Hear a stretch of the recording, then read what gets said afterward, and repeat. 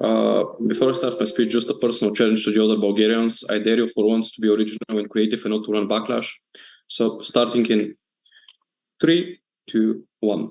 First, we're going to explain why this is uniquely necessary in school, how it is going to look like. Secondly, why it is engaging. And thirdly, the broadly practical benefits of creating meaningful and effective discourse, especially for young people. We think this is mostly going to be interpersonal stories, as is most artistic expressions by artists that are expressing their own personal life, or secondly, literature that is mostly focused on the interpersonal relations of people and not so like political or social violence. In the vast majority of cases, this is going to look like, for example, domestic violence as the result of intermarriageal problems, or like alcoholism, as is many novels, or secondly, this is going to be people exploring their new desires, like sexual desires, generally speaking, exploring their sexuality and exploring like other aspects of love, sexuality, and the interpersonal struggles that they have that are connected to interpersonal violence, for example, fused with their friends, relatives, with their lovers, etc. Secondly, why this is uniquely needed in school. I would say that this is not the 19th century in which like we have to have the B-talk when you are 18 years old. We live in a hyper-technological age in which there is a massive degree of coercive and highly propagandistic forces, for example, in social media,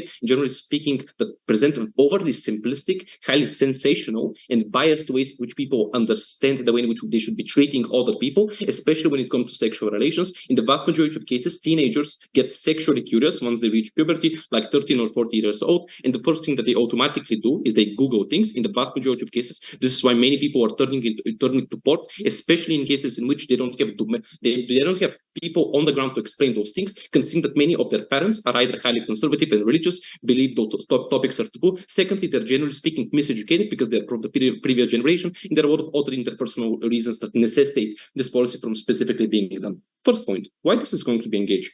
I would say that in the status quo, there is a massive problem of students not paying attention, because in particular, it feels that the material that is being presented is not relevant to their real life. I would say that those topics about interpersonal violence that, for example, they have seen when they're fighting with their friends, when they have seen their parents fighting, when they have seen instances of interpersonal violence, but they couldn't quite conceptualize, is something that is going to be interesting generally to them, especially since most teenagers are like high on hormones, are very impulsive, very angry and frustrated, and wish to talk about violence. But secondly, specifically about sexual relations, I would say at the time in which you are growing as a person, physically and mentally, you have new desires that you don't quite understand, you're still trying to learn about yourself. Generally speaking, this is going to be something that is very interesting to you by virtue of the material. Secondly, I would say specifically in art and literature classes, I would say those are the classes in which the vast majority of people pay attention, because they're not about like learning stuff in one particular objective way, like mathematics or other classes. Rather, they're about your own subjective interpretation. Teenagers, especially when they're insecure and still forming their views, really care about expressing themselves and having discussions. This is why like most people pay attention in literature and artistic classes, because it allows them to self-express themselves. Thirdly, I think in the vast majority of cases, even if you're not initially enthusiastic, there are a lot of groups that firstly are like nerds and really care about learning the curriculum. Or secondly, even if you're not initially enthusiastic, you know how like you're forced to read a novel and halfway through it becomes interesting. So in many cases, it's going to become interesting, or you're going to learn partially something, or a part of that specific novel is going to be interesting. And fourthly, I would say in many cases, you have adequate teachers that are very experienced and capable to present the material in an engaging way that actively encourages discussion, even if the material itself is considerably dry. So I think this is going to be relatively engaging for people. I would say that secondly, this is like to create a lot of meaningful discourse. Why is this the case? The first thing that I want to say is that in the vast majority of cases, this is going to be effectively done by teachers. I would say that first, many teachers, especially in arts and literature, are very passionate and experienced about what they're teaching, because like they have decided to like study this, which is like forsaking themselves to a life in which they're going to constantly be questioned as to whether or not like their degree has any relevance, their job has any relevance, and generally speaking, they're not being paid a lot, which means that they're highly passionate about expressing things in a good way and teaching children, which means they're more likely to be altruistic and generally speaking to care about presenting the material in a mature and a sensitive way. Secondly, I would say there are like external mechanisms that force them to be good, like trial and error, experience, like pedagogy courses and other things that actively teach them how to present to those things. And I would say that secondly, they're going to be having a lot of supervision, and they know that they have to do this in a very like rational way, considering that there is likely to be some considerable degree of controversy by like right-wing groups or other people that are just going to be yell that this could potentially like infuse the minds of people with radical liberal ideas and so on and so forth, which means there are a lot of incentives for you to do it in a good way. But I would say irrespective of the incentives of teachers, which we say are brought to be rational, sensitive, I think this creates a lot of normalization and an aggregate increase in discourse. That is to say, you are likely if this happens, to have continuous discussions. Notice, artistic pieces are not just like listened, like exemplified in one particular class and they're moving on. In the vast majority of curriculums, you have like 10 pieces across the year. You're discussing them in multiple classes. You're actively encouraging people to be participating in the discussion, and we have proven an incentive to participate in the discussion. You have a continuous back and forth between people. The teacher, in the vast majority of cases, is encouraging participation, because in literature and art, there is no objective answer, which means you have to analyze a wide plateau of subjective interpretations of that specific piece. And I would say that this truly comes down outside of the discussion, because you're likely to have literature projects with people, in literature projects with like your students, you're likely to have homework on that particular stuff, you're likely to discuss it outside of class, which necessarily means that you're better able to specifically normalize this and increase the aggregate amount of discussion that is happening in that particular thing. Before I continue on to the impacts, I would gladly take a point from closing. Yes? Yeah, your assumption that teachers are good doesn't take into account the fact that normally teaching is a low-paid job, and so the people who went and did it are people who couldn't get a high-paying job. You don't live in you live in a land where teachers are super engaging and amazing. If you have done a degree for multiple years, you are relatively an intelligent person that can do critical thinking and has a host of other skills. If comparatively to getting a high-paid job, you have chosen that, you are likely don't care about the money, you are likely passionate and altruistic and genuinely wish to help the people. Like, I just fucking hate this in debate in which every single like analysis of characters is just those selfish and cynical actors. This is not, in the vast majority of cases, true, especially for teachers.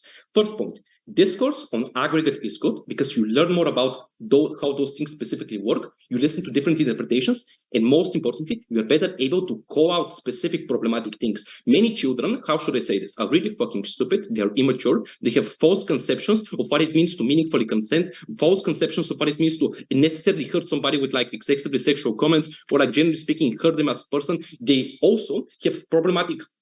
They don't fucking understand body autonomy. Like, this is the TLDR, which necessarily means that we're better able to call negative views preemptively before accidents happen. So I think this is a very good thing. But secondly, I would say better being normalizing this, better being able to understand how this specifically works, because in literature, you're uniquely able to capture the thought process and the experiences in very intimate details of the character. Necessarily means that you're more comfortable to actively come out and to express if you have specific issues, because it's very hard to conceptualize if somebody has made something negative to you, if they have sexually assaulted you, or they have made like negative comments, which necessarily means you're more likely to come out. But thirdly, I would say this counterbalances, and Maria is going to expand upon it, problematic tendencies in social media, pornography, etc.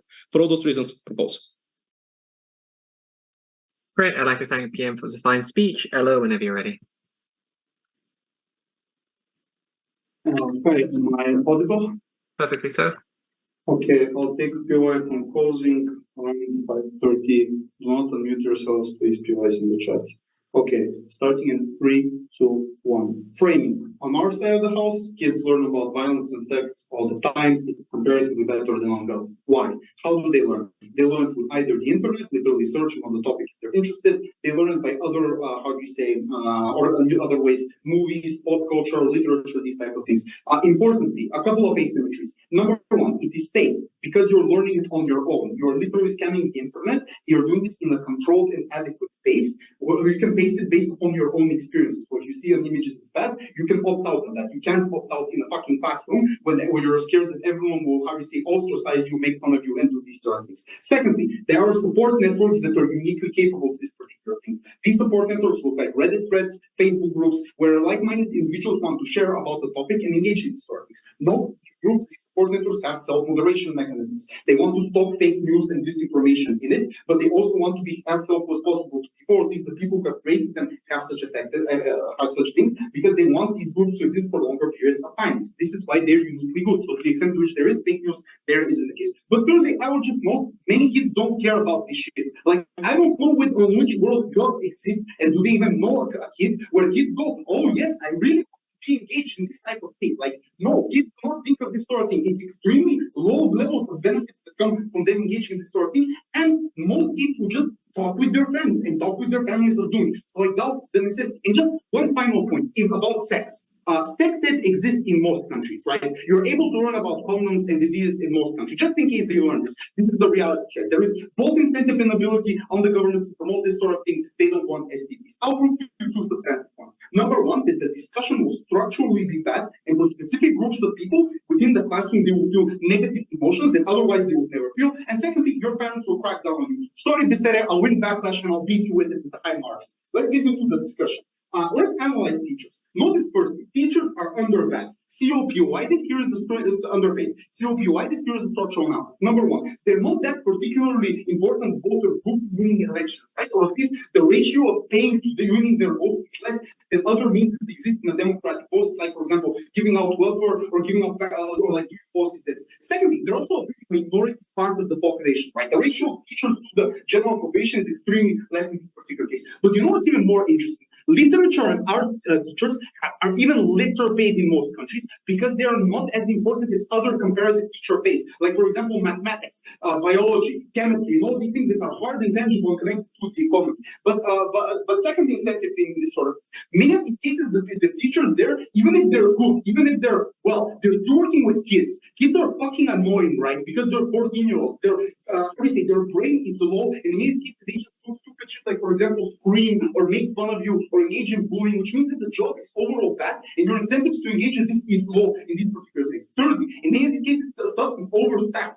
because in many of these cases, people just don't want to be teachers. They want to engage in other professions, like being, doctor, lawyer, or things that make more money in this particular case. But fourthly, in many of the cases, teachers either don't have the tools to deal with this discussions, right? Like they can't penalize the kid, or even if they have tools, they fear backlash from the parents in this sort of case. So they may write you an F or write you a bad remark, but then the parents gonna come next to you, why did you do this to my son? And no one wants to engage in this sort of thing because teacher know this. That's why they have in reality one incentive mechanism, which is teachers choose to be teachers. Number one, teachers who become teachers in art and literature are failed art and literature students. They don't become so because they want to, they do so because they couldn't find success. This is extremely important reality check, because how many people that do this do you know? They you study art and literature to become an art and literature person, not become a teacher. But secondly, in many of these cases, people just do a course and then become a teacher, right? Because there is a huge supply of this sort of thing. The barrier of entry is low in many of these cases. So this is all of these things. So how is this discussion likely to look like? There are two groups that you should consider. Number one, trolls. Like these are, like I don't have to prove to the structure that trolls exist. You know, as average person, you have trolls in your group. Trolls say hurtful things or just make jokes about this sort of thing. This woman died. It's pretty funny to see this sort of thing, etc. I won't get into too many details because this is streamed after all. And no, this gives you better capacity to say this sort of thing because now it is normalized for you to talk about these particular things in the course because you're giving them the tools and the instruments to do this sort of thing because it's a point of discussion whether or not someone died or engaged in sexual activity or do this sort of thing. This is extremely problematic because, as I explained, teachers cannot control the narrative, so this discussion is likely to be bad. But also, they are fucking kids, right? Like their brains are literally small. They haven't lived that much. So they're likely to say things just because it's funny. They're likely to talk about things in a stupid way because their brains are not that big in this particular case. Who does this harm? And this is the second thing. Hurt kids. These are kids who, for example, went through trauma, who have, for example, have been abused sexually or physically and don't remember it. This could, well, in fact, trigger their trauma in this particular case when it's discussed, but even more so when these particular things happen. But second, also other groups, like for example, girls who tend to be over-sexualized in these discussions, who tend to be made, shown in a bad particular way in this sort of thing. So it's like to hurt people. But third harm in this case is that many people will just out themselves by mistake, right? Because when you discuss things about sexualization and you say something weird like I don't like girls or maybe something that's associated with this, the other kids are able to catch this. This alternatively will not happen when you're not discussing this sort of thing. Before I continue, yes, G. Yeah, Ruben. Yeah. At the age of 15, 16, do you think that these are compulsory subjects? Yes, they are. I don't care whatever you want to run. But basically, the bottom line is there are many people who feel hurt and problematic with this discussion. On comparative, this does not happen when you're engaging the sort of thing, when the line is thick and the teacher can simply say, oh, no, that's an inappropriate joke. We're not talking about this sort of thing. You create, pointless harm for more benefit or benefit that you get on our side of the house. Please don't parents. Notice parents are likely to not crack down their kids for three broad reasons. Firstly, you think that you raised your kid well and they do not opt into sexual or violent things because you raised them up until this moment because people are prideful, they like to think this way. Secondly, the kid can simply lie, right? They could say, yeah, I'm living my life, I'm not engaging in these type of bad things, and you can do this sort of thing. But thirdly, the kid can also delete their online activity, right? So if they're researching violence or sexual stuff, they can simply delete the thing and the parent can't have it. So the parent isn't likely to crack down, but they are likely to crack down on their side of the house. When, for example, they know that this is taught in schools and they have uncertainty to what exactly are they taught. But secondly, other pernicious actors in society, like Ben Shapiro, for example, tell them, they're doing the liberal agenda thing. This is the moment when you're likely to crack down on your kid, likely see what they're looking at, to make their life miserable, abuse them, and do all of these bad things. For all these reasons, please oppose this motion. I'd like to thank Ella for this fine speech. EPM whenever you're ready. Hi, I presume you can hear me? Yeah. Amazing. PY's in chat. I take on from closing, and I'll begin in just a sec.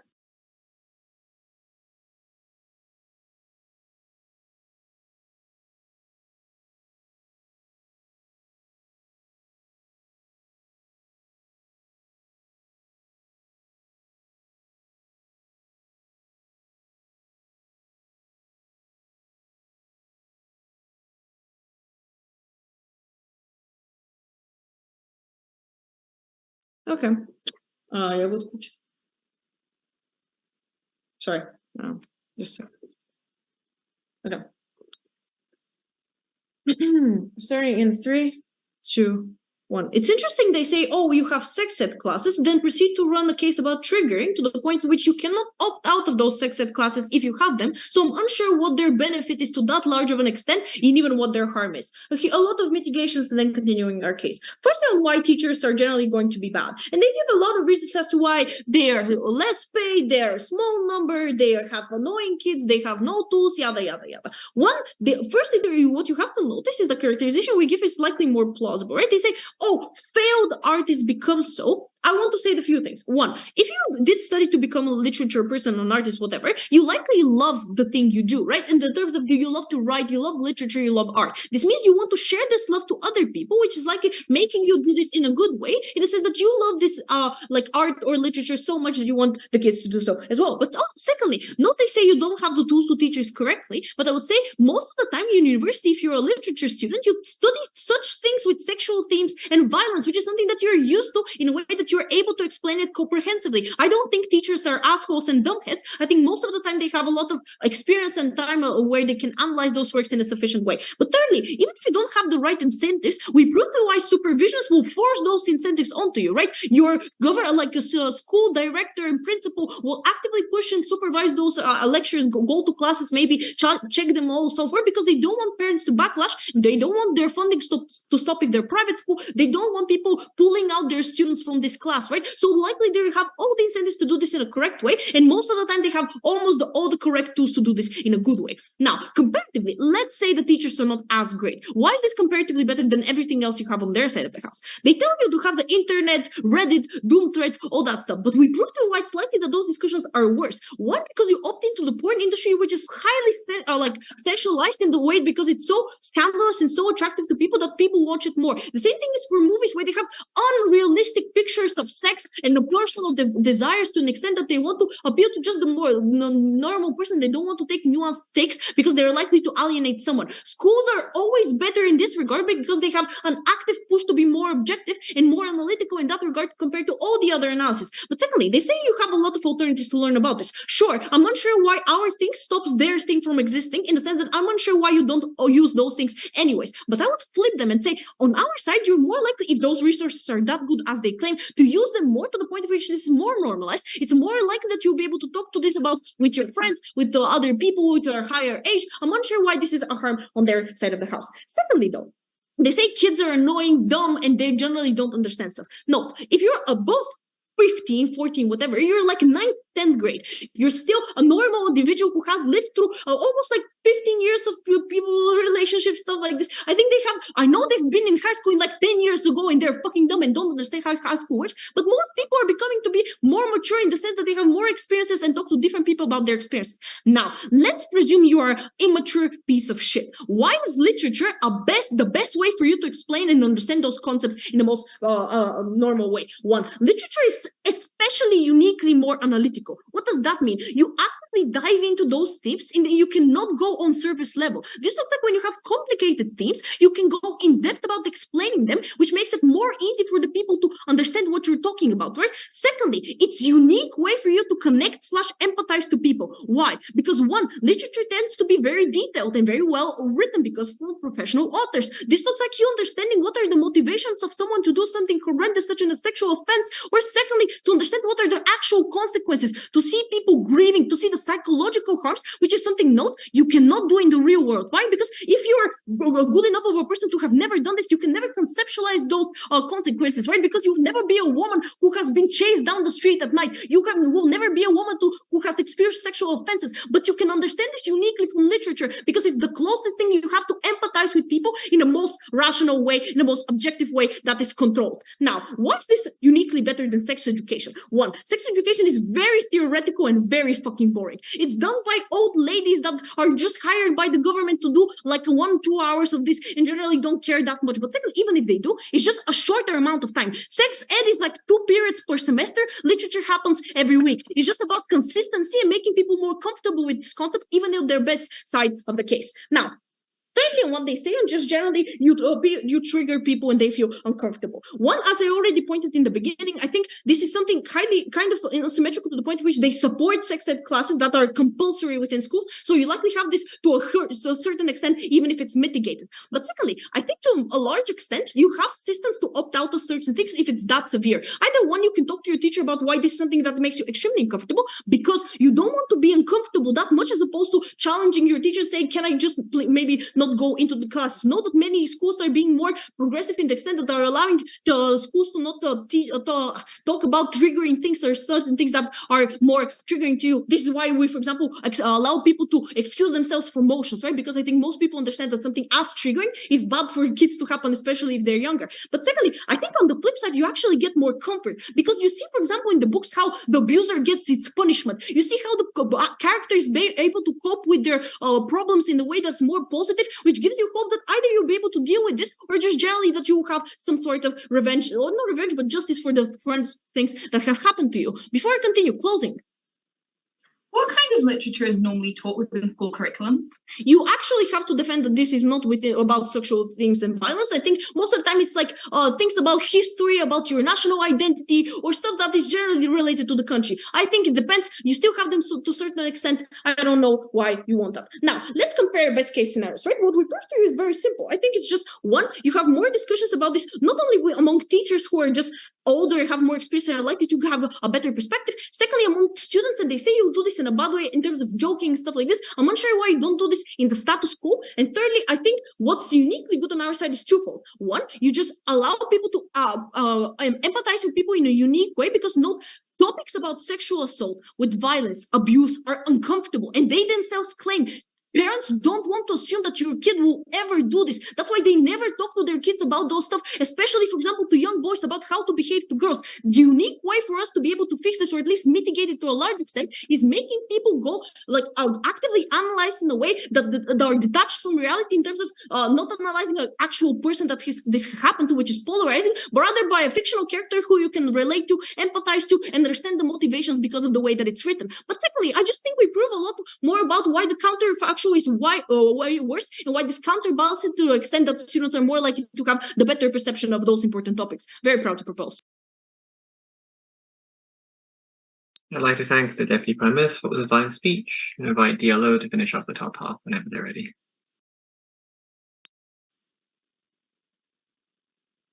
Hi, am I audible? Yeah, perfectly so. Just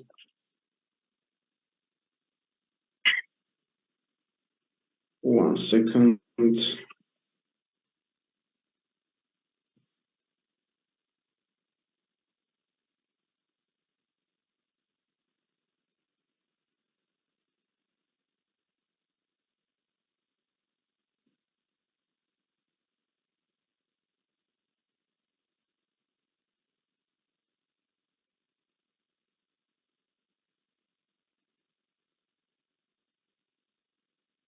So let's answer the first important question in this round, especially what are the type of arcs that are likely to be chosen to actually be in the curriculum itself?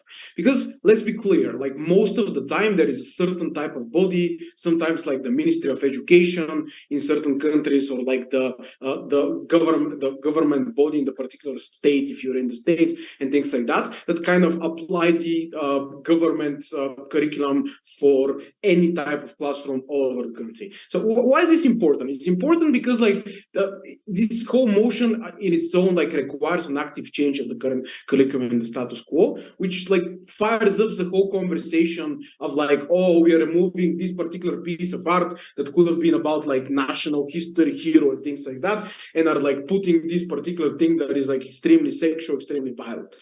I think that's on its own is going to create like the type of backlash and conversations that are going to significantly limit the amount of works of art that gets to be even in the discussion to be put out there and to be actually talked about in the first place, which is extremely problematic because it limits their ability to really access like the correct stories that can bring out a lot of things about like personal trauma and things like that. Because most likely what you're going to do if you have a lot of people like the conservatives, the religious people, or the liberals that are on their ways, you'd like to achieve a certain consensus with the type of arcs that are actually worked out. So even if you have the right idea, the implementation of that idea is going to significantly lag to the extent in which you're probably going to choose like the most the least controversial types of arts in the first place that have a little bits of bit and there in the of like the things that you'd like to discuss anyway. But I think what's more problematic is that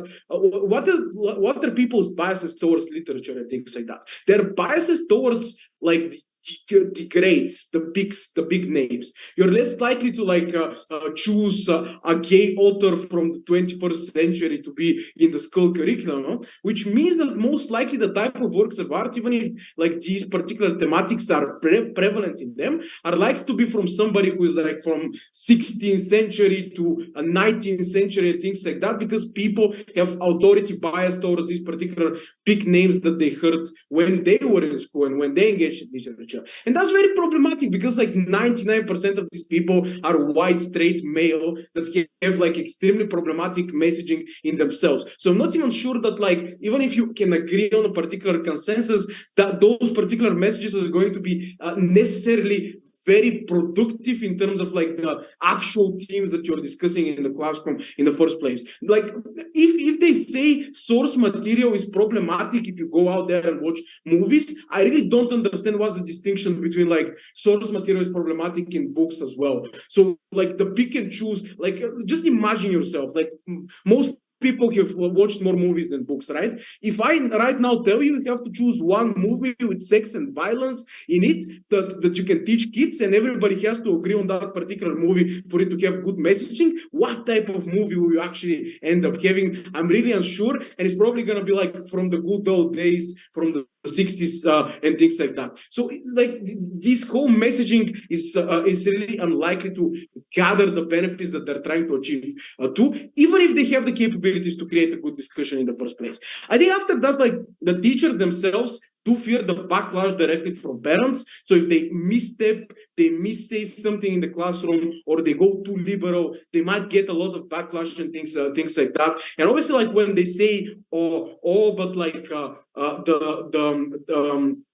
they can supervise the classrooms, they have all the incentives to make sure. It basically means like you're micromanaging teachers, which is kind of hard, but it also means that you're likely to like be very restricted towards what teachers can actually talk about in these classrooms, because you as like the top person in the school, like the principal, would like to have as less controversy as possible and as less parents going to you and talking about things. And notice that like most of the time, a lot of the parents who are like most vocal and most radical and go in the news and talk about how the kids are being taught things that are shameful and things like that, are like the most vocal, even if they're in the minority. So like a lot of these things are not going to be like effective conversations in the first place. But I just disregard like this whole concept of teachers being like the passionate bastions of knowledge and things like that. Like after you do something for 10, 20 years and you see that the structural problems that you're you're overworked, you're working with like 150 students in this week only, it's very hard to have to understand the other specific preference of your students. It's very hard to create an active like conversation in the classroom when you have 30 people shouting and things like that. And honestly, it's very hard to understand who the fuck is listening to you right now and is actually paying attention in the first place, and they can particularly engage with the maybe good narrative that you have created for yourself. So like most of the time, this is unlikely to happen. Now, why comparatively this means that like none of their things are achieved and it only gets worse.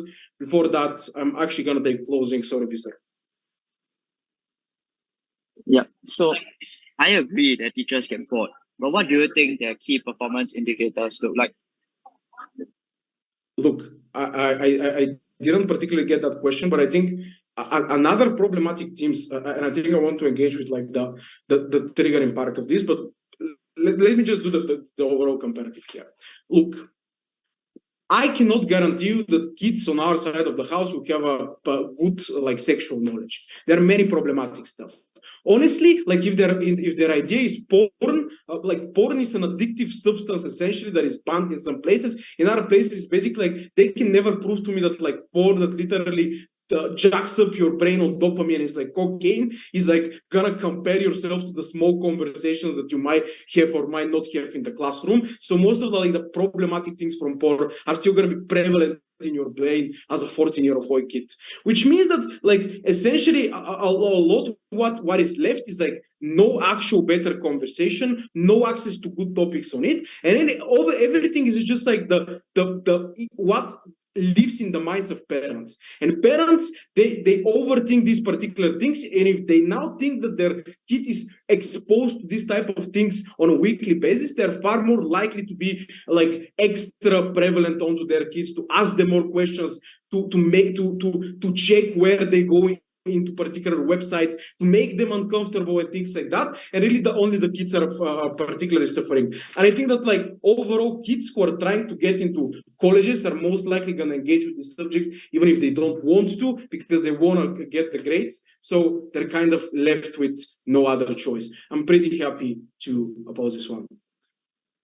Great. I'd like to thank the DLO for the fine speech and also because of the top pass. Been a great debate so far. Move to the back half. Member of government whenever you're ready.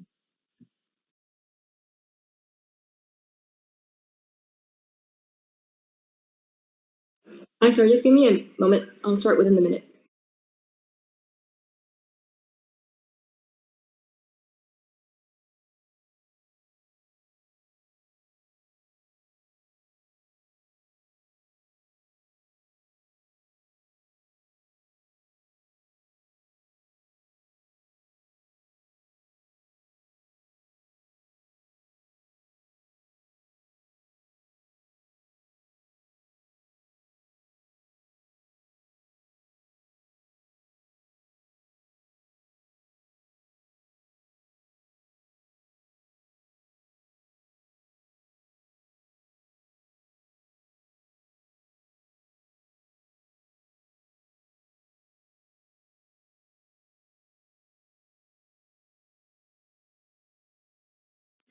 Hi, sorry about that.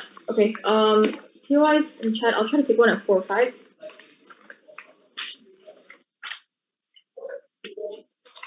Starting my speech in 3, 2, 1. I think the problem with the opening debate is it's honestly still unclear to me why art and literature classes and subjects are uniquely able to shape the worldview of young students in a society where mass media is inevitably still thrusting upon them increasingly graphic, complex topics regarding sex and violence today. 2 angles we want to introduce in CG. Firstly, why are art and literature as subjects specifically able to make young students grapple with these graphic and heavy themes versus any other subject or alternative of mass medium that OG still wants to push? Secondly, why this forces the inclusion of diverse texts and many texts that emphasize experiences of privileged classes, for instance, minorities or working class people who disproportionately are affected by issues of sex and violence in distinct ways. So firstly, just on like I think laying out the opening debate, I think OG talks a lot about how you're able to more express yourself as a student, you know more about these things, but I think it's still unclear how does this actually shape a societal worldview. And I think it's the issue here that it's not just interpersonal relationships that we want kids to know about, but in general how there exists structural violence and also structural mechanisms that make people compel and force people to resort to forms of violence and I guess sexual acts that they're otherwise unable to disassociate from in their status as a disprivileged person, right? I think on OO then, for example, like they seem to acknowledge this context where increasingly we're being bombarded by a lot of mediums concerning like sex and graphic violence in the media, but it's unclear given how kids are still going to be stupid and accessing these mediums on their side of the house, how they're going to actually make them more aware in the absence of a school environment, in a class environment where the discourse can happen in a more regulated manner in which teachers actually are able to take control, even if it's true that not all teachers know what they're doing, even if it's true that parents maybe don't have the best interest or are able to know what kids are doing in the best capacity possible, right? So I think I just want to characterize this context just to counter against opposition bench on how there currently is this push to decolonize and democratize literature, right? In the sense that art and literature nowadays is not just evolving into only white male views being pushed, but for example, we see a lot more of unseen classes being more visible. For example, like from the perspective of colonized, like in Persepolis, from the perspective of like women, if you see like Margaret Atwood's Handmaid's Tale, these kinds of literature, I think, are showing that there are much more diverse types of people who can be included in the narrative. And I think these kinds of the inclusion of these books are therefore crucial in this current landscape, in which I think you are able to represent a lot more distinct and diverse ways in which sex and violence have been experienced in the past and present. Because I think on OG's world, it's unclear the unique benefit you have therefore, and creating empathy for these groups of people and what that empathy leads to, not just denouncing and not wanting to do violence anymore. Okay, so first thing then are the unique impact of why you actually allow people to understand this privilege in a unique way. I think what we want to talk about is how, like no other subject, art and literature ask you to step into the shoes of others in order to make sense of the characters and the story, right? You don't just like empathize with them, but you have to understand their backgrounds, interests, and emotions, and how those interests with all the other characters, storylines, and devices being introduced interact, right? This might sound similar to OG because they do run empathy and that you can you think from like a more intersubjective perspective to have feelings, but the difference is the impact, right? In understanding the life of the people depicted in its literature, specifically the disprivileged classes, right? Because a problem in status quo and opposition is that art and literature are seen as fields that are where mostly, I guess, privileged kids are able to enter and study at the highest levels, especially at university, right? As opposed to your STEM subjects. I therefore think the impact on their side is that you focus on a limited range of texts, meaning you don't include the vast array of literature that centers around the most oppressed, disenfranchised classes, because those are the ones who see and those are the ones who see and feel and experience the most amount of violence and sex in ways that are in which they're painted as deviant and like lowly in most cases, right? That's why on our side, by forcing the inclusion of many different types of texts that are about and from the perspective of these people, like women and racial minorities in class, then you're forced to understand violence and sex from their perspective, right? Versus OG, where the end outcome is to have empathy and denounce violence. Our outcome is this: you understand why violence clouds these people's lives, right? For example, things like Mrs. Warren's profession, where you understand like why, from a sex worker's perspective, you are driven to do these kind of things in your life. For example, in One Flew Over the Cuckoo's Nest, right? Why people in mental institutions in the past who were seen as like who were seen as deviant because of being gay or whatnot are increasingly or more likely to be subject to those notions of criminality and deviance, right? How does this happen, right? Because things like exams questions that ask you like, why do you think this author depicted the experience of rape of this character to push a certain message? These are uniquely things that allow us to change and that allow students to force themselves to think about the experience that these people went through and actually just understand why they had to do these things rather than just empathize with them purely, right? What is this the outcome of this then? You break dominant stereotypes and societal tendencies to associate lower class people with violence and sexual deviance simply because of intrinsic nature or intrinsic like inherent reasons, right? As a result of this, I think what we do is highlight the structural on the ground circumstances that drive these people to commit these acts. The change that I think uniquely introduced therefore is this, because it matters in the sense that the privileged classes are the ones, and when they enter society, are the ones who shape because of their worldview, actually have the say and decision-making powers to determine what society should look like and what policies should put forth in the future, and their support for certain policies that advocate for social like welfare or like whatever, right? I think in the long run, therefore, by changing the actual mindsets of the privileged to understand that these things happen because of their circumstances, because of the way in which these disprivileged classes are forced to do these things, that's at the point of is this point that you actually teach about humanity and why people are driven to do the decisions they make. Before I move on to their POI. Yeah, the only thing that you do is you make some kids feel bad because your argument is contingent on the effectiveness of this teaching. We've given you 5 structural reasons as to why you are not effective in this. Will you please engage with them? Right. Okay. So talk about the teacher and why, like, in class environments, you don't actually create proper discourse. I think you say a few things, right, about why in general teachers are bad, and like the fact that kids are stupid, and this might force people to have discussions that are like unsafe and bad for them. The problem with this is that it doesn't actually deal with what classes are meant to do, right? I don't think it's fair to say that in a class environment, suddenly you are forced to speak up against your will. The idea here is that even if I guess the disadvantaged kids aren't able to speak up immediately and like actually force their, I guess, impose their views on the class. The idea is that the questions that are introduced, the themes that are introduced, are things that actually grapple you and force you to understand the ways in which disadvantaged people interact on the ground, right? I think therefore the unique benefit is that is not to say these people are very sad at the end of the day and just make them feel empathy, but this empathy engenders a sort of consciousness, right? A unique sort of a notion that this is the way society is, and that there actually is a sense of injustice, and therefore the reason why they resort to this is fundamentally because structural reasons on the ground. I think in response to stuff about like why teachers and parents can be useless, I think this actually doesn't respond to the bulk of the stuff that's introduced about on your side, how mass media is still impacting these kids in nefarious ways, right? Because the fact of the matter is, if people are reading about this in their literature and art and text and discussing it in class, it's still happening on social media, right? In pernicious ways. You still see kids going online talking about sex and violence in ways that are unregulated. You still see kids going online and watching videos that don't actually tell them that don't actually guide them through a safer process of how these things actually happen and why these structural issues manifest on the ground. I think on our side, uniquely, what you have is because you have a structured curriculum in which the course guide allows you to discuss these things in a safe environment in which you are not supposed to just impose your views, but talk about them in an intellectual capacity, in an academic way that actually makes you think about the characters on the ground. This is a uniquely safer mechanism, given that it actually allows kids to think about how this affects other people and the characters. Also discuss it within the purview of the story, not just your own life. That's a much safer and I think more accessible route to actually discussing these important issues. That's why we're safer. Right, I'd like to thank Member of Government for the fine speech and invite Member of Opposition to begin the case for closing opposition whenever they're ready.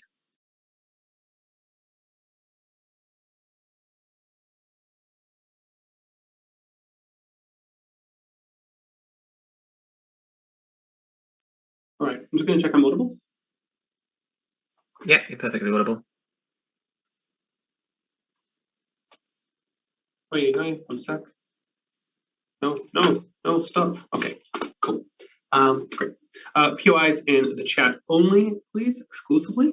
I'm going to start in 3, 2, 1.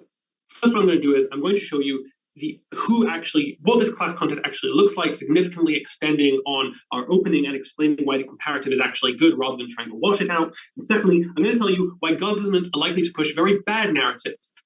Think about like the Balkans, where they will push narratives about hating where Serbians are the enemy, and what kind of content they show in like terms of rape and stories along those lines that they use in order to weaponize and demonize the other side. Before that, I just want to do a little bit of rebuttal to what we heard. We heard two things. Firstly, you have to empathize and learn about the other characters. I say this is not a good thing, because what you are telling the children is that they are capable of putting themselves in this person's shoes and identifying to an extent where they can understand and say why they did what they did. What this means is these people think they have epistemic access to these people's experiences and can talk for them. I think this is terrible, because it means that when somebody comes and says, "Oh, I'm gay and I feel X, Y, and Z," they say, "No, I learned in art class, and actually it's because of this, and this," and they discount what these people are telling them because they think that they have access to understand. Secondly, we hit the forced inclusion of more text. I want to destroy this. One, they cannot assume this. That is part of the debate. This is an analysis debate. You do not get to decide what texts are included. Secondly, it's unlikely because we're in a global perspective, and not everyone is liberal, so it's not clear to me that we include minorities.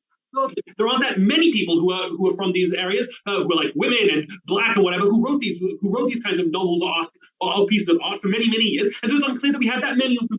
Thirdly, fourthly, it's unclear why you need this kind of art for their motion. Why not just include Jane Eyre? It has no sexually explicit parts. I have no idea why this is specific to the motion, and so it does not stand. And fifthly, it really assumes the absolute best kind of curriculum with like questions that are super deep and really show learning, blah, blah, blah, blah, blah. That's okay. Just note that the likelihood of this happening is very, very small, making the impact of this case similarly very great. Now that out of the debate, really, let's talk about what this class content actually looks like. So number one, just to be clear, we think that it's probably a panel of experts who choose this content to a part of the education system and are appointed by the government. Three things. One, it's probably very old content. We already hear some stuff about this from OG. I'm going to extend a couple. One, it's probably just seen as literally very good art. The people who are experts have learned art, and what they think of as good art doesn't necessarily align with what a teenager thinks of as good art. They just have different understandings. They have different, they've learned a lot more about what good art is. They have way more access to like what brushstrokes you use, what kind of templates you do, etc., etc. And that means that the kinds of content they choose just isn't appealing to youngsters, and it's often very old because that's how you learn the basics of this stuff. Second, it's likely to be very majoritarian. Why? Because one, the panel is probably old white men who want to choose things that just look like them, that seem like them, that they can identify and talk about their kinds of problems and struggles. And so that's what's natural to them to put. That's what they read for their own fun and what they think other people will find fun. Moreover, they also probably don't want to, there's probably a lot of existing research about this, which means it's much easier for teachers to actually build a curriculum around it. You're not doing this from zero. There's probably a lot of university stuff. There's probably a lot of interpretations. So students can actually access this and do something about it. Like, students are not that intelligent, right? They're not expected to have the tools to make deep research. If you give them something that has no research about it, you're asking them to do something from zero, that's much, much harder for them. You need to give them sources and things they can base on. Secondly, it's often much easier to avoid parent criticism this way. Most of these books are well known and the parents have actually read them, and they know that there are things like serious sex scenes which they might not think that are appropriate for their children, or literal murder, or very graphic violence, which they just don't feel comfortable with their kids consuming. And this, you're going to come under a lot of backlash, also at the political level, right? So even at the level of politicians don't want this to happen and put pressure on the experts. Thirdly, government narrative. Listen, the government teaches you history in a very specific way, and it chooses what kind of historical figures you learn about and what kind of artists you learn about in order to maximize its benefit. They want to create a common narrative. They want to reduce criticism of themselves. They want to create similar ideals and things like that. Notice they control the education system. They appoint the experts. They decide how much money is invested in different curricula. They fire head principals and teachers who don't teach what they want. And so they have coercive power over the whole rest of the system.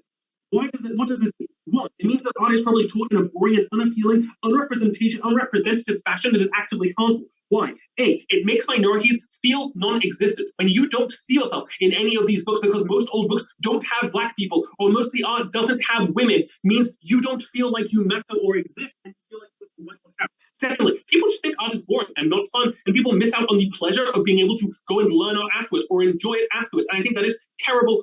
Thirdly, it also does things, notice why this is more important than what we heard about teachers. One, as governments say, literature is very compelling.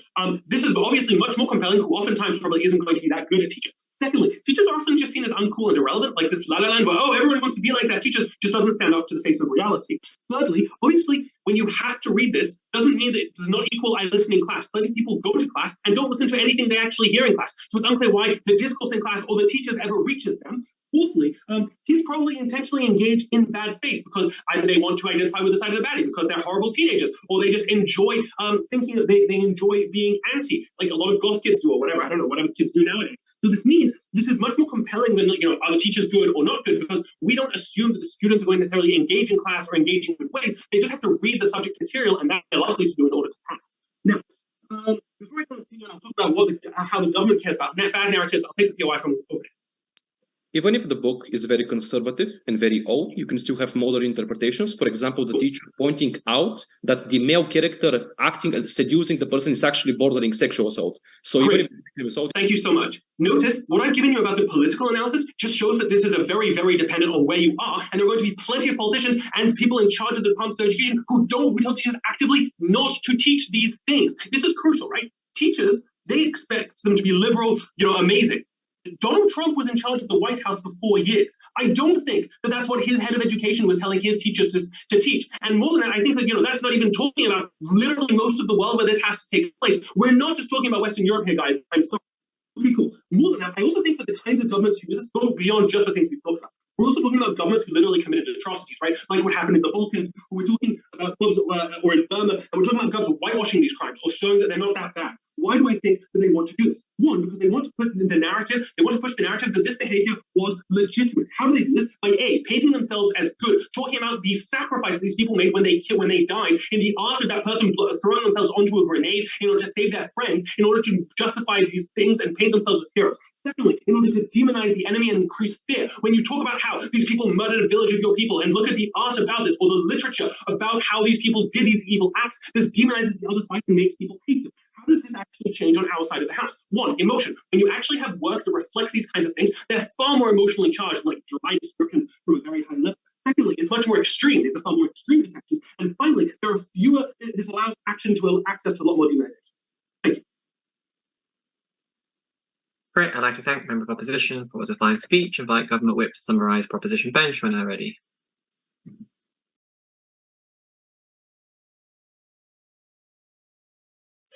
Right, hi. Hear me?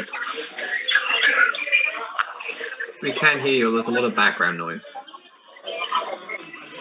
Okay, that one it can't be helped. I'm in a cafe. So I'm sorry.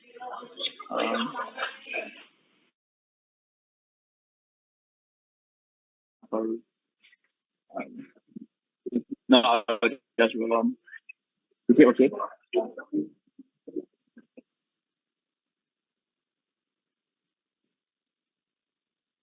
Yeah, can is can lah.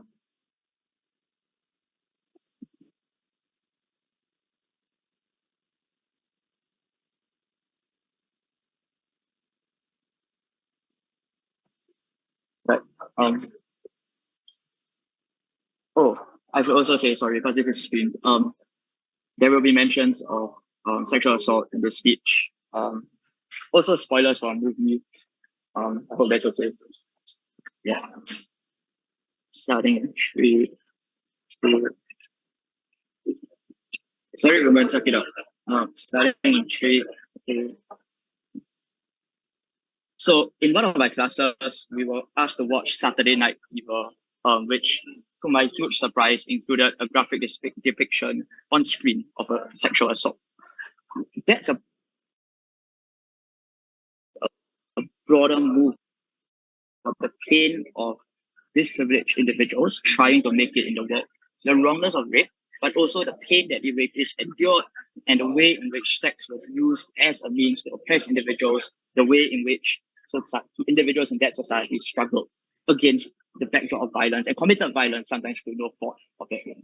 What Amy explained in that speech was that empathy is critical to understanding lives that are distinct from our own, given the reality that sex and violence are central parts of the world that we live in, even if they are not central parts of the world that individual students live in because of their privilege. The first question I want to ask is how you weigh the issue of not being violent.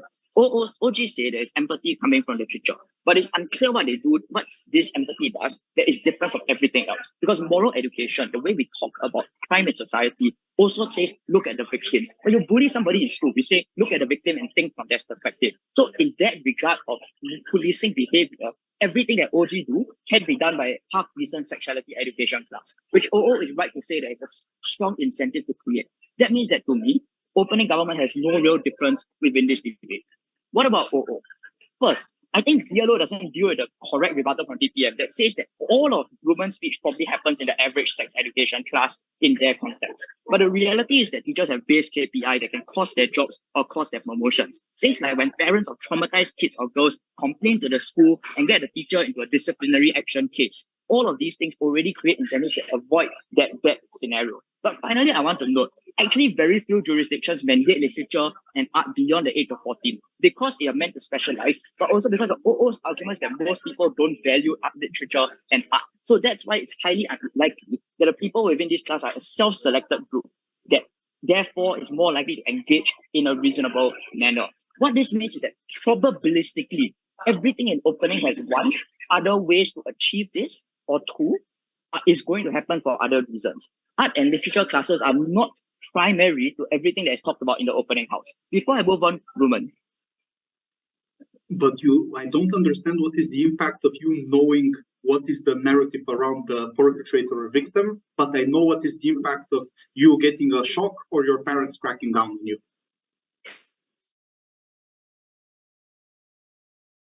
Listen to Amy and try to understand the accent, you'll understand. The extension from cloning government is how we prevent people being horrific in the status quo. But before that, I want to do a CO, sorry. They say basically two things. The first is that there might be some form of backlash. The second is that there might be some form of not being represented. The first thing I want to note against me not being represented is Amy proves that you're more represented. And if I prove that, I will flip this point on closing opposition. But second, on backlash. The first question I want to ask is whether there is really backlash. Because one, opening opposition gives analysis for why parents are not really on the ball in this regard. That if that's true, means that it's unlikely that this backlash happens for literature as well. But secondly, note that creationist science, for example, is something that has high degrees of support within certain parts of America. Presumably, they wouldn't support teaching creationist science.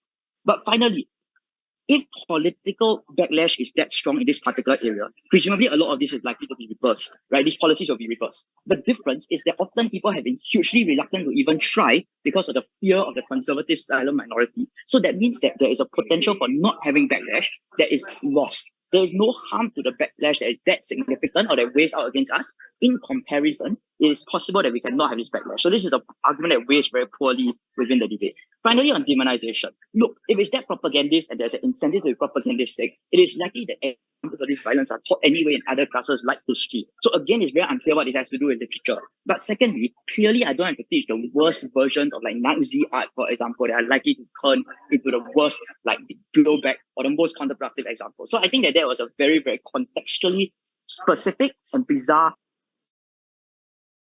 opposition case.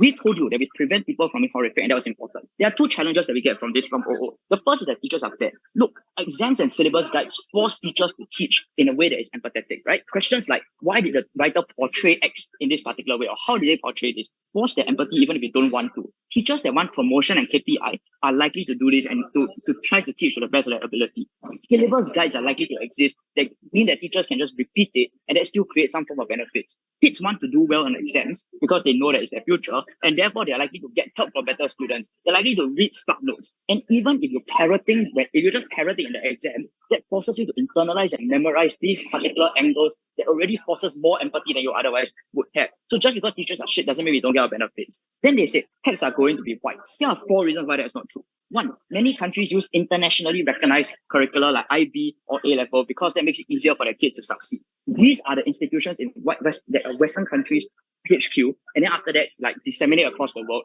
that create this change. Second, often literature departments or literature curriculum departments are more progressive because arts departments tend to be more progressive, because to get there you have to empathize with a lot of people in order to get that degrees. So it's likely that they are more likely to decolonize. Third, writers might withdraw their consent, or writers and literary communities criticize the curriculum to a point that it appears out of touch, which means that the blowback from that community forces them to include these texts. 4, you want to take the lead from the top global unis to be competitive. Like if Oxford is teaching decolonized curricula, and if you only teach a particular group of curricula of books that are white, that makes your students less competitive for entry, because you want students to get there, because that helps you when they come back from like with that knowledge. For example, there's an incentive to therefore diversify your text. The impact is huge because it breaks the elitist assumptions that sexual deviance and violence are bad, that currently are used to demonize the less privileged. Black Lives Matter, for example, once it's violent, people are like, violence is a no-no, so this is clearly just radical. Sex workers, people are like, that cannot be a legitimate way for you to live your life. Things like crass means of speech, swearing more in the way you talk, right? Or using sexual analogies to get a point across. Like there's a reason we don't call it the massacre of Nanking, but the rape of Nanking. The fact that some people use this in the absence of having better or more posh vocabulary in order to get their points across. These are all things that uniquely are specifically common in the life of people, and that we exclusively teach in closing government. We force them to empathize with these particular forms of speech and expression that otherwise you would not be forced to empathize with on that side of the house. That's important because these are people who are going to vote, who talk to people around them who have power and create a ripple effect by sharing these perspectives, who make policies, who donate. CEO's only response is to say, now you feel like you can talk for them. That's an argument against teaching any empathy with someone else. But also, this is why we need to actively include it so that there's many perspectives and you can't speak for everybody. That's why we had the only unique extension in this debate that was relevant to the motion we propose. Great. I'd like to thank the Government Whip. It's a very fine speech. I invite Opposition Whip to close the debate for Opposition Bench and the debate as a whole. I will say that I think your microphone is a bit directional, so if you turn your mouth away from the laptop, we can hardly hear you. So if you could make sure to keep looking at the camera though, so we can hear most of your speech, that would be great. Thanks. Okay, I'll do my best. I hope that Misha's speech was understandable. Beginning my speech in 3, 2, 1. Very simple in my speech. I'm going to contend with governments and explain why we think that they do not receive any of their benefits, given that they have not correctly engaged with the characterization of what kind of content is going to be taught, and actually analyzing why it is likely that these sorts of messages that they want to bring across are going to happen. And I'm going to way above a woe and show that why we show greater harms occurring to the individuals within the debate. let's begin with CG because they just spoke, so we might as well let them hear first. First of all, there's a weird attempt of theirs to mitigate all sides of the debate by saying that only kids who opt into literature classes learn literature at a high age. I don't know why this benefits them significantly, but in any case, if they're trying to say that these are kids who like really want to engage, note that given that states often use literature and art classes as a way of pushing agendas, of teaching students to adopt specific mentalities that they want those students to adopt when they become citizens of the country, it's very likely that most states would encourage kids to learn these subjects all the way up until they turn 18, in the same way that happens in the country that we live, that happens in many, many countries as far as I know. Now, another thing is that, but note that another thing that states definitely will not do is try and put in content of things that they themselves do not support or encourage. It is very unlikely that within, I don't know, Ireland, suddenly they are going to be teaching stories about how abortion is absolutely fine. Why? Because there's just no government incentive to make this a curriculum. There is no government incentive to encourage teachers to teach curriculum in this manner. And it's very, very unlikely. To the same extent, it's very unlikely that they are going to push a hyper-representation of certain groups. The reality is that this isn't what most governments push as their agendas. It is not what the majority of the political opinion of the world is, and not what is demanded of curriculums. The only way that they can get away with hiding anything that they're teaching is by teaching very old content that no one has heard of, no one knows what's within it. So when the kid says, oh, we're learning this book in class, the parents are less likely to notice what this means. But even then, still the government is likely to push whatever they like. So this is likely to be very old content. So to begin with, not suiting with modern values in any way whatsoever, and matching the values of just people a lot older and with different worldviews than the majority of the students, or what we would hope the students would be able to learn. Now, at that point, we think that just both government teams lose nearly all of their impacts because they both totally assert this content being art and literature with positive messages and liberal ideas. And Nisha engages with this and disproves it, showing both the state incentives and the type of content that is easily taught because it is available, because there is an existing curriculum about it from academics and things like that. With his many, many mechanisms, he shows it's likely this is going to be old, irrelevant, and non-representative. At this point, teaching this material is not only not helpful, it is actively harmful content. Now, OG claimed that oh no, porn is the comparative. People are going to go to the TV and internet, and this is really, really bad.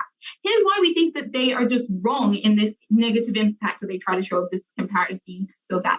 First off, note that modern content that is created, such as TV or film, is open to modern values and criticism, specifically dictated by the young demographic, because that is the most financially viable demographic for things like TV shows. And so they're the ones who dictate the values a lot more than the older demographic, as opposed to within school curriculums where it's mostly controlled by people who are relatively older. Second, note that the vast majority of this content that is consumed within the world is Western content made in the US and Britain and France to some extent.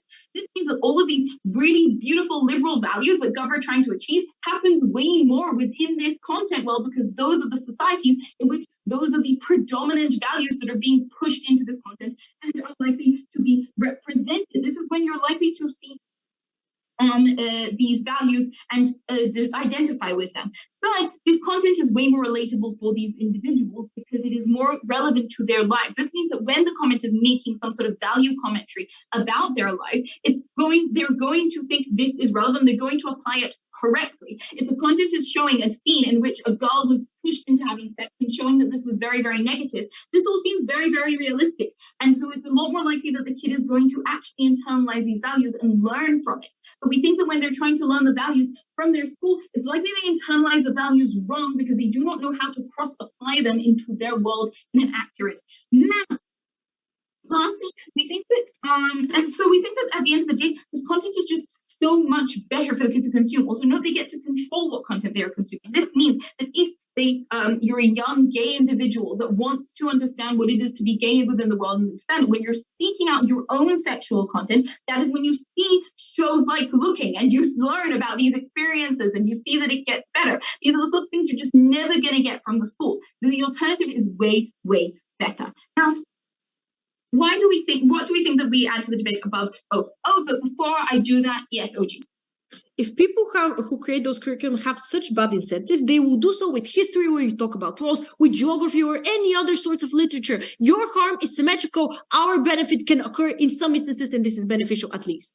See, yes, I agree with you. They do this in all realms of education that they control. But right now, they're not educating the kids with literature about their sexual lives and about violence and teaching them what their standards should be for these areas. So we would rather leave that. Basically, I want the state to intervene with how kids view the world and how they interact with other people as little as possible, because yes, I believe the state has bad incentives. That is the case.